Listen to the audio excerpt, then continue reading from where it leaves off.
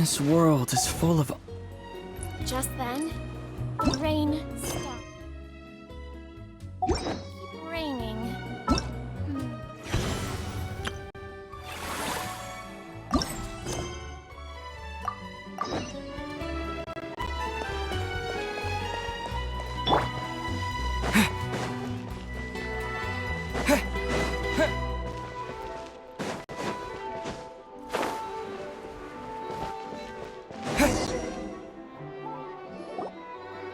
Hey, there's a newsstand over there. Want to grab a copy of the Steambird?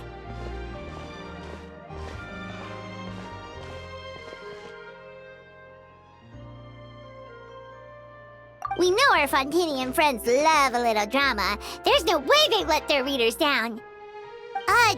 Isn't that Charlotte? And standing next to her, surely that can't be Kaniche? How about... Lost treasure resurfaces at last. Behold the beauty of the Remurian teacup.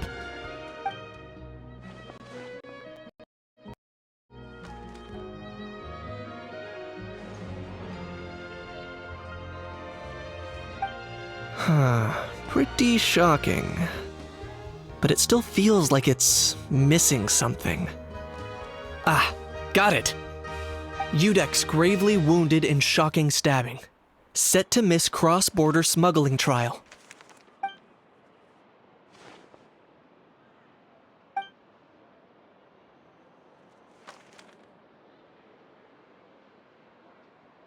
Huh?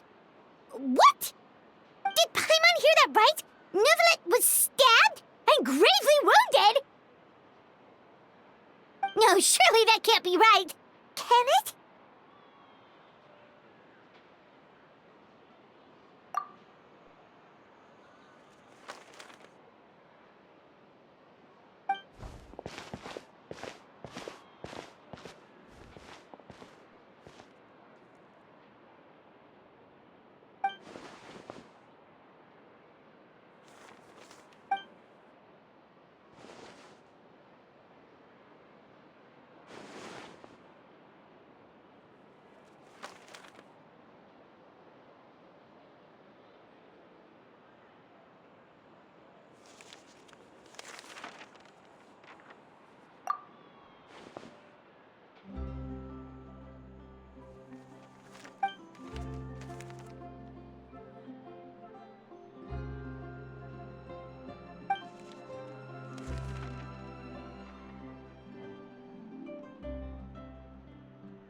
Hey there, you two. Fancy running into you here.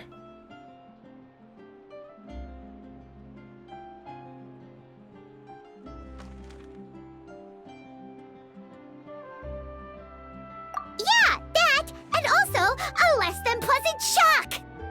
What the heck was all that about a Saurian meat restaurant and the Udex getting stabbed? Please say you weren't being serious.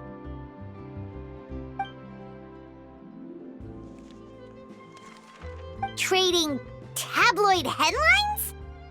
Yeah. Charlotte and I were having a little contest to see who could find the most ridiculous fake news stories. Either I got lucky, or I have a knack for honing in on the most outrageous material.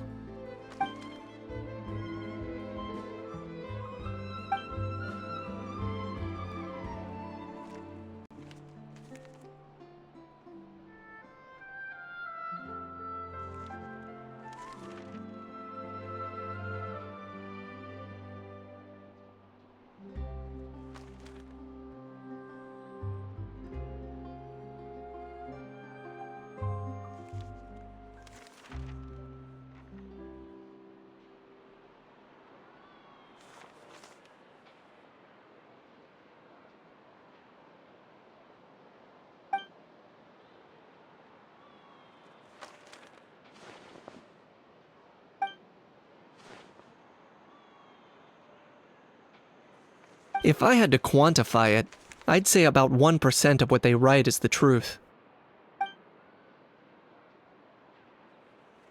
Huh? Him? Lenient? Oh, you gotta be kidding! Ah! Don't get me wrong. I'm not trying to give credit to these so-called news stories for occasionally including a grain of truth. All I'm saying is, even the wildest leaps of the human imagination are always rooted in reality. You mean all those fake headlines you mentioned actually do have some basis in fact? Sure they do. For instance, there was in fact a smuggling trial recently. Considering the amount of speculation surrounding the smuggled goods, it's no wonder there are rumors about restaurants serving saurian meat or teacups being unearthed from ancient ruins. But in reality, the goods in question were simply a few ancient relics dug up from ruins in Natlan. Rest assured, no saurians were harmed in the process.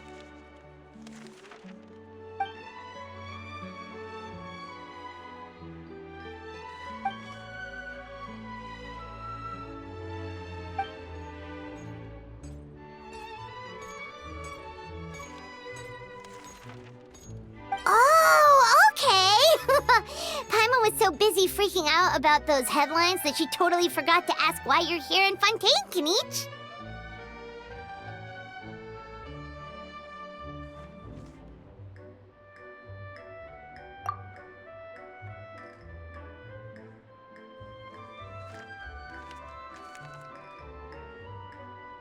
It was a pretty open and shut case, and my testimony in court was clear enough. But I'm guessing, Mademoiselle Charlotte, that you're less interested in the case than you are in trying to uncover some news stories about Natlan. I appreciate your kind invitation, but like I said, storytelling isn't really my forte. Kenichi the speechless! Kenichi the tongue-tied! Huh?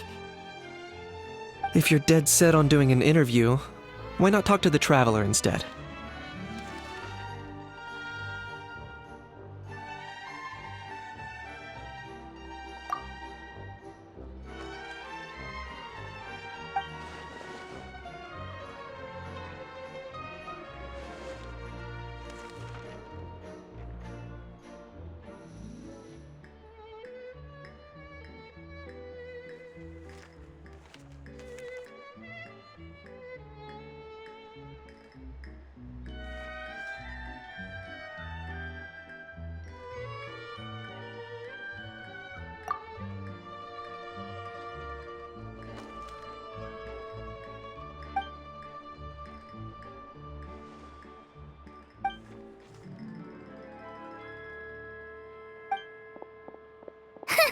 Charlotte never stops, does she? Anyway, Paimon just has to ask. That how thing that popped out before, or was it a how? It kind of looked like a how, but at the same time... Oh, that thing. Yeah, that was a how. Huh? What's up with him? Like, he's still noisy, but he's way quieter than before. It's like he's trying to hide or something. Could be. Not acclimatizing? Aw, poor Almighty Dragon Lord is not feeling well. Too bad he can't come out to argue back. What do you mean? There's nothing physically wrong with him. It actually has to do with a strange law we learned about after arriving in Fontaine. Apparently, it's forbidden to release flying objects within Fontaine city limits during the first 3 days of each month.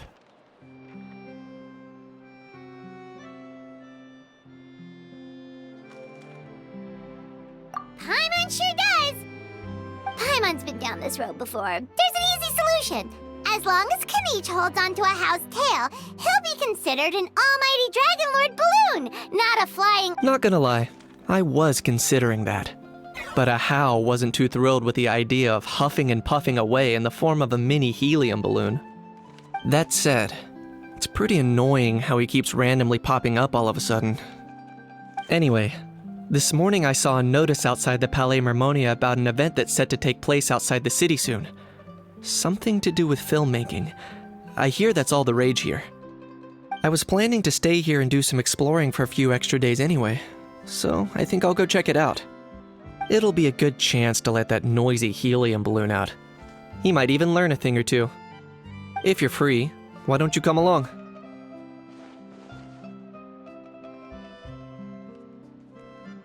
I know where it is, so let me lead the way.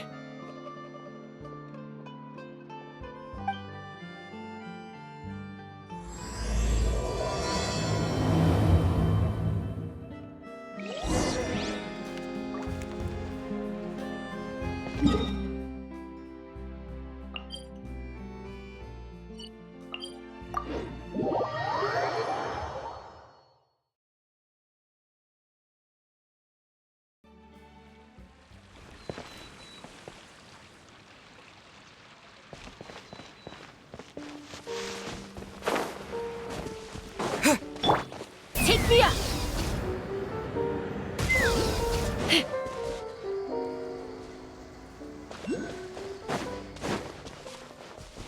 Let's fly!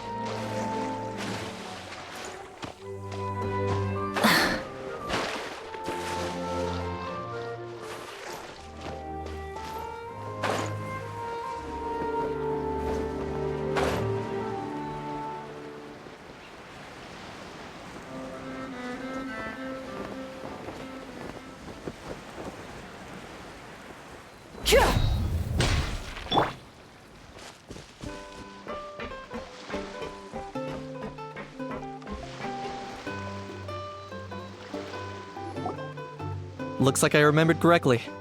Here we are. Wow, this is awesome! Hard to believe it was just an empty beach before. Yeah, it was still completely deserted only a few days ago when I passed by on my way to testify at the Opera House. There must be some efficient workers in Fontaine. Quite impressive. A few days? One night was all it took. Rap-a-tap-tap, ta-da! But is this all it takes to blow people away? Oh, no. Given my past experience, I can't let myself get carried away. Well, I can't believe you actually remember me. It's me, Lapine Pauline. That's right, the unlucky one.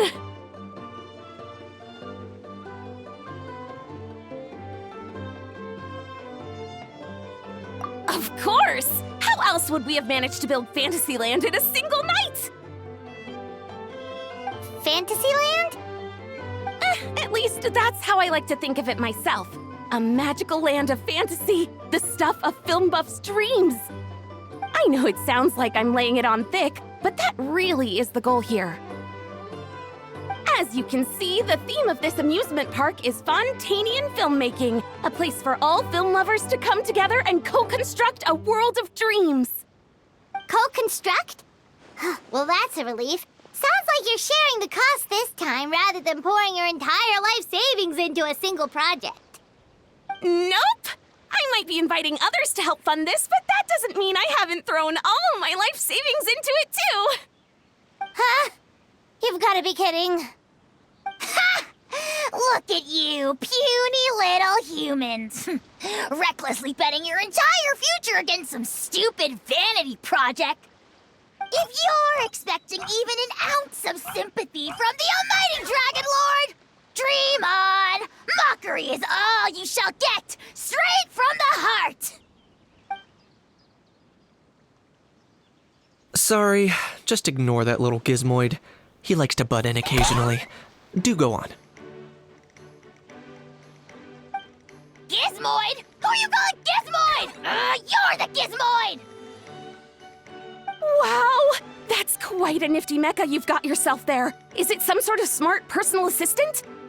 You ought to let Miss Charlotte see your cool gadget. Oh, who knows? Maybe you could even look into mass production. Mass production? Ugh, insolent, vulgar, and disrespectful! I, the almighty Dragon Lord, am one of a kind! There has never been another like me, nor will there ever be! other thing. Smart is the understatement of the century. I shall have you know that I am Kahulahau, forebear of ancient wisdom. I lived for eons long before any of you were born. What?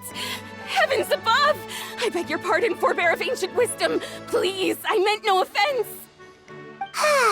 Idiot meets idiot. What's all the fuss? Making some new friends, are we?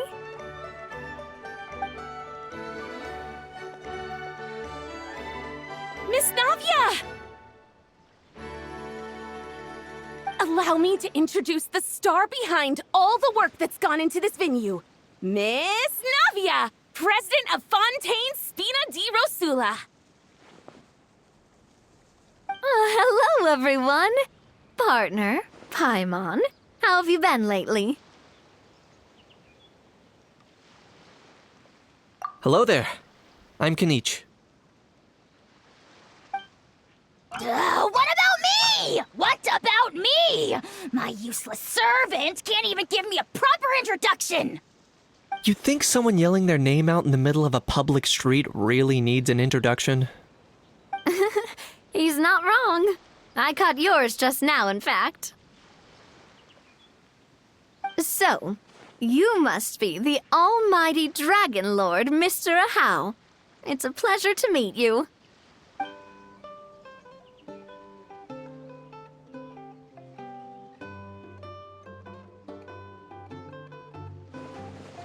Oh, see that? That's what I call proper manners. Well, it's not every day you meet a well-mannered human. Navia, was it? Excellent. You may address the almighty Dragon Lord by his name. Navia, don't you think the title Almighty Dragon Lord is a bit silly? It's no big deal. All little animals do that, don't they? I mean, try to puff themselves up to look more impressive. Anyway, it's all thanks to Miss Navia and the Spina di Rosula that Fantasyland's gotten up and running in the space of a single night. Honestly, thank heavens! After all that paperwork and endless waiting, the event and venue finally got the green light. I couldn't wait a moment longer. The second the approval came through, I reached out to President Navia, hoping she could lend a hand. After all, who else but the Spina di Rosula would indulge such impulsive demands?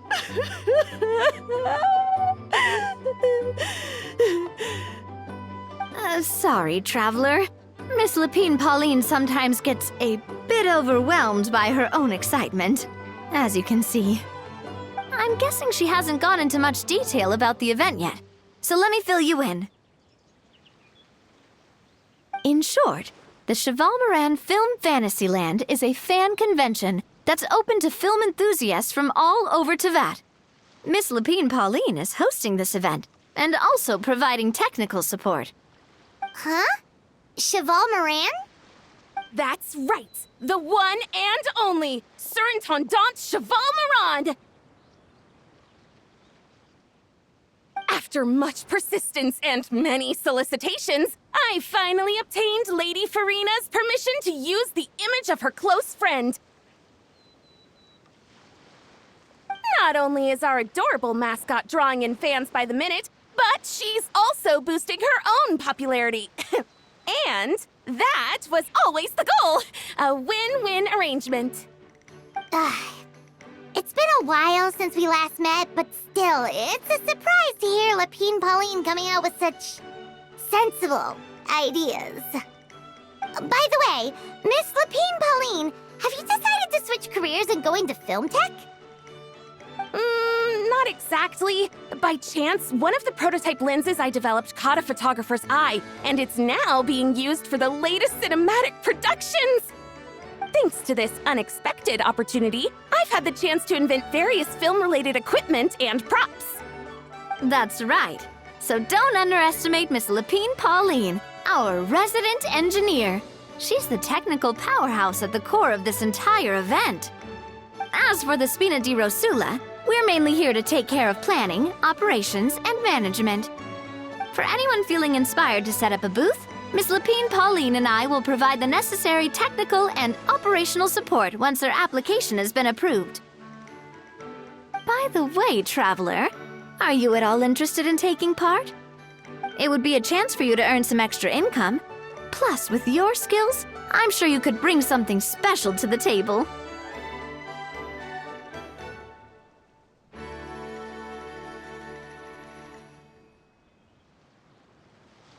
Paimon would be even more tempted if you were to, say, throw in one of those fancy feasts she's seen in those gourmet food reels. Well, as it happens, that'll be a piece of cake. Everyone needs to eat, whether they be tourists or the stall owners themselves. So thanks to Miss Navia's help, we've managed to invite none other than the celebrity chef, Miss Escoffier, to run our theme restaurant. Look over there!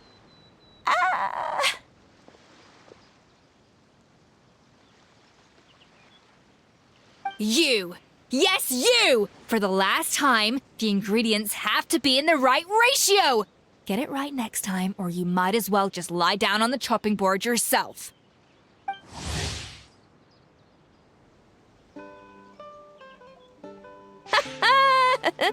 She seems a bit busy right now. Well, I'm sold. I think I'll make a How go be her assistant. You little... What's your game here? Demoiselle, sorry to bother you, but there's an issue over here that requires your personal attention. Apologies. Looks like it's back to work with me. Please feel free to take a gander at what we've got.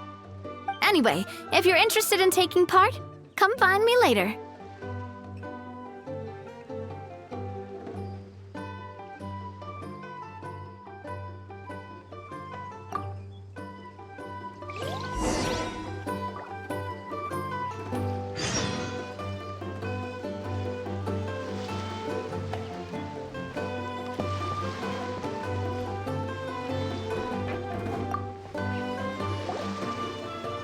Greetings. Apologies if you overheard my harsh words just now, but I assure you it is entirely necessary.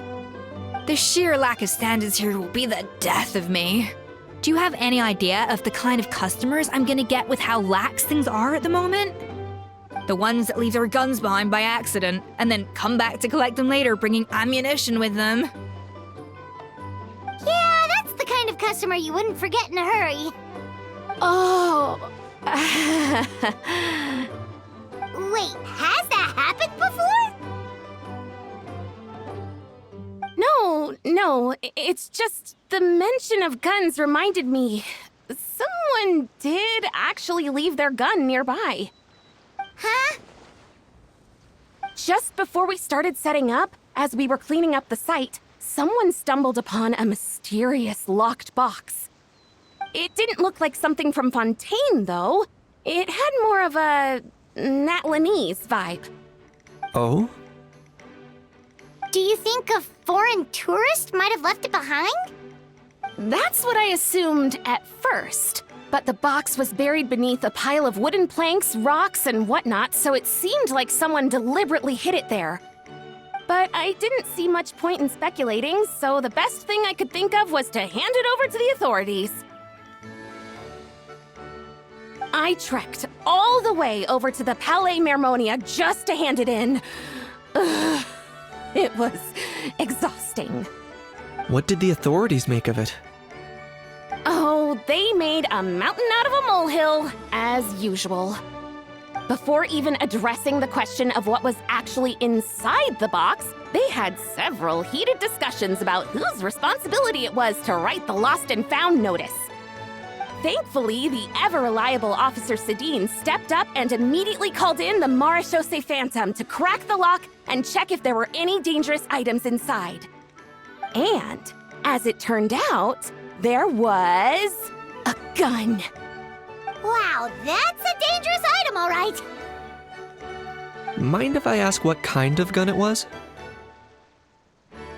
Oh yeah, Mr. Kanich, you're from Natlan, aren't you? Do you know a lot about guns? You could say it comes with the job. I have an interest in weaponry and the like.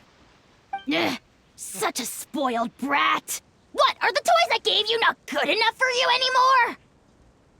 Yep, got sick of those long ago.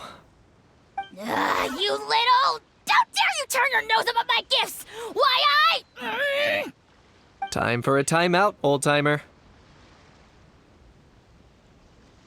Sorry, where were we? Oh yeah, do you recall what the gun looked like? It's a bit hard to describe. If you ask me, it didn't even really look like a gun.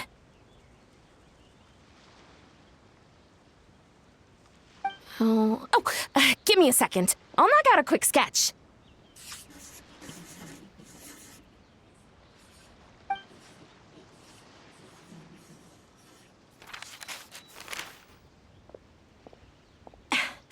Something like this.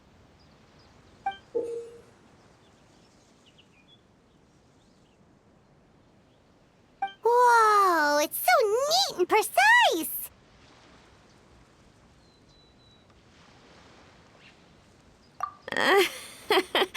It's nothing. Sorry. Is something wrong with my drawing? I know it doesn't really look like a gun, but I assure you, this is exactly what it looked like. And it certainly could shoot as well, too. I confirmed that with the officer from the Marechaussee Phantom. No, quite the opposite. The features are very accurate, and it is definitely from Natland. Please, don't mind me. I'm just taking a moment to admire it.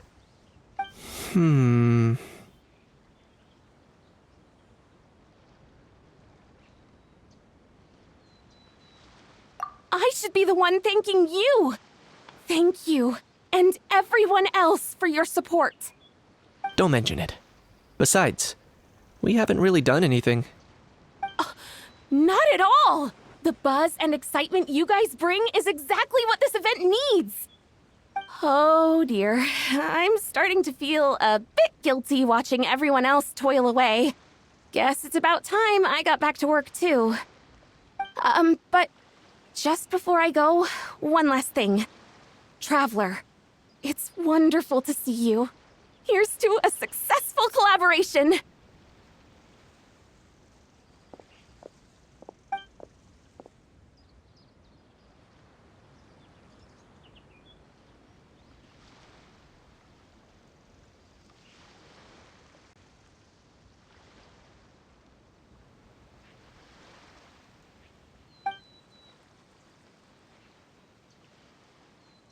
I'm sure you noticed that there was something unusual about that gun.